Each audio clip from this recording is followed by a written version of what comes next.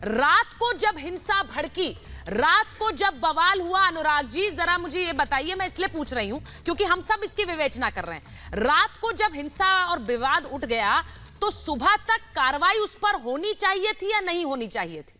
ये हिंसा इतनी फैल गई। मुझे तो एक बात समझ में नहीं आ रही है कि जहां भारतीय जनता पार्टी की सरकार नहीं है, जहां चुनाव होने वाले हैं वहां पे दंगा क्यों हो रहा है। जैसे दिल्ली में आपको देखने को मिला एमसीडी के चुनाव हैं, अब राजस्थान में चुनाव है, मध्य प्रदेश में चुनाव आने वाले हैं, तो ये जहां जहां चुनाव होने वाले हैं वहां ये दंगा हो क्यों रहा है, ये चिंता का विषय है। और चूंकि आप जानते हैं भारतीय जनता पार्टी को तो इसी में आनंद आता है, उनके साथ उनके पास तो विकास का एजेंडा है नहीं, उनके पास जैसे जैसे चुनाव आने लगता है उनकी राजनीति इस तरह की गर्म होने लगती है। वो ये लोग हैं जो भेष बदल के, किस तरह से भेष बदलते हैं आपने देखा अयोध्या में, किस तरह से भेष बदल के अपना कार्रवाई करते हैं। ये वो लोग हैं, ये मुझे अच्छी तरह याद है, कुछ लोग रैली में घुस जाते हैं और उसके बाद उसका माहौल खराब करने की कोशिश करते हैं।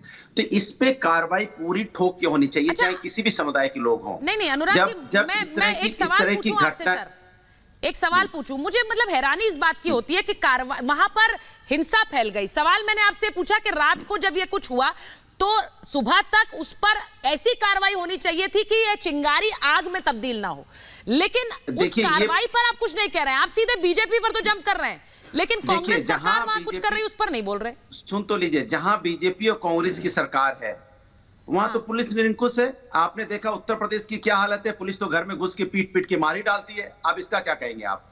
पुलिस दबिश डालने जाती है तो बेटियों को पीट के ही मार डालती है, या गोरखपुर में किसी होटल में दबिश डालने गई तो पीट पीट के मार डाला। अब पुलिस जो इनकी पुलिस बीजेपी और कांग्रेस की पुलिस पे यकीन कितना करेंगे, तो पीट के मार डालते हैं लोगों को।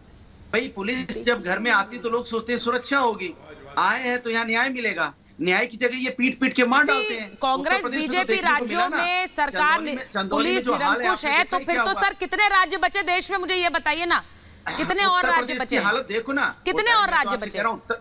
उत्तर प्रदेश में, मैं तो कह रहा हूँ उत्तर प्रदेश में चंदौली में क्या हुआ। मैं तो आपकी आवाज उठा रहा हूँ, आप एक बेटी है ना, आपकी आवाज उठा रहा हूँ। आपके घर में पुलिस घुसेगी क्या पीट पीट के मार डालेगी? अगर आपके यहाँ कोई बात हुई है तो घर में घुस के पीट के मार डालेंगे? मैं आपसे पूछता हूँ, हम तो बेटी के अधिकार के लिए लड़ रहे हैं ना। ठीक है, मैं प्रेम शुक्ला जी के पास जा रही हूँ। हो रही है नहीं, हाथरस में भी यही घटना हुई कि बेटी के साथ अन्याय हुआ। बिल्कुल सर, बिल्कुल सर, लेकिन सर मुझे हैरानी इस बात की है कि आप हाथरस का मामला उठा रहे हैं, लेकिन आप एक बार उसी जुबान से ये नहीं कहते कि जो लोग हाथरस दौड़ लगाई थी, जिन्होंने, जो भाई बहन हाथरस दौड़ कर गए थे, वो यहाँ क्यों नहीं आते? यहाँ तो उनकी सरकार है, वो इस पर कुछ नहीं बोल रहे, वो उस पर चुप है और आप भी चुप है। एक चीज मुझे सुन तो लीजिए, एक चीज मुझे समझ में नहीं आती, अलवर में भारतीय जनता पार्टी की जो वहां पे नगर इकाई, उसके परमिशन से वहां मंदिर तोड़ डालती है भारतीय जनता पार्टी। हाँ। तो वहां पे वो जाके इनको वहां पे भारतीय जनता पार्टी, अलवर में बीजेपी ने मंदिर तोड़ा या हिंसा बीजेपी ने भड़काई, ठीक है।